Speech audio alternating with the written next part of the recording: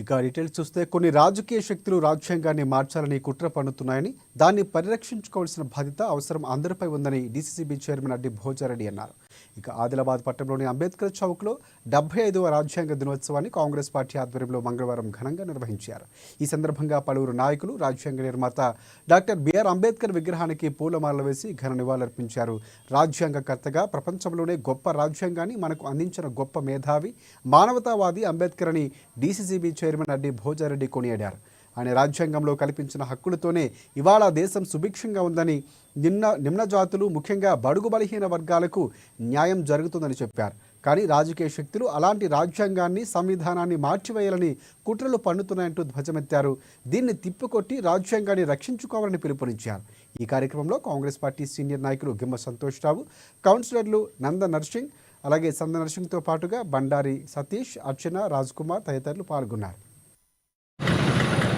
రాజ్యాంగ దినోత్సవ సందర్భంగా ఈరోజు భారతదేశంలో కానీ తెలంగాణ రాష్ట్రంలో రేవంత్ రెడ్డి గారి నాయకత్వంలో, అదేవిధంగా ఆదిలాబాద్ పట్టణంలో ఈరోజు బాబాసాహెబ్ గారికి నివాళులు అర్పించి, ఆనాడు 49లో మొదలుపెట్టుకొని 50లో పూర్తి చేసుకొని 75 సంవత్సరాలు అవుతున్న సందర్భంగా ఈరోజు ఆదిలాబాద్ పట్టణంలో వేడుకలు జరుపుకుంటున్నాం. ఆనాడు రాజ్యాంగకర్త బాబాసాహెబ్ అంబేద్కర్ గారు, ఎందుకంటే ఆనాడు ఆయన చేసిన రాజ్యాంగం ప్రకారం ఈరోజు ఒక భారతదేశం అన్ని కులాలు, అన్ని వర్గాలు ఈరోజు మంచిగా బతుకుతూ ఉన్నారు. ఈ యొక్క దేశంలో ఈరోజు మనం ఒక్క గ్రహిస్తే వేరే దేశాలని కానీ విదేశాలని కానీ దీనికి తేడా వస్తే నిజమైన స్వాతంత్రం అనేది ఈరోజు మన దేశంలోనే ఉందని చెప్పి, అది కేవలం బాబాసాహెబ్ గారి ఆశీర్వాదంతోనని చెప్పి సందర్భంగా తెలియజేస్తూ ఉన్నాం.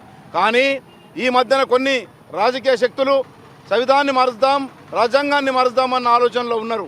కానీ రేపు అదే జరుగుతాయి ఇంత కనుక భావితరంలో రేపు భవిష్యత్తుకు చాలా అన్యాయం జరుగుతుంది. కాబట్టి ఈరోజు ఆ శక్తుల్ని తప్పకుండా పుట్టగతులు లేకుండా ఈరోజు భారతదేశ ప్రజలు చేతనకు సిద్ధంగా ఉన్నారని చెప్పి సందర్భంగా మనం వేస్తూ ఉన్నాను.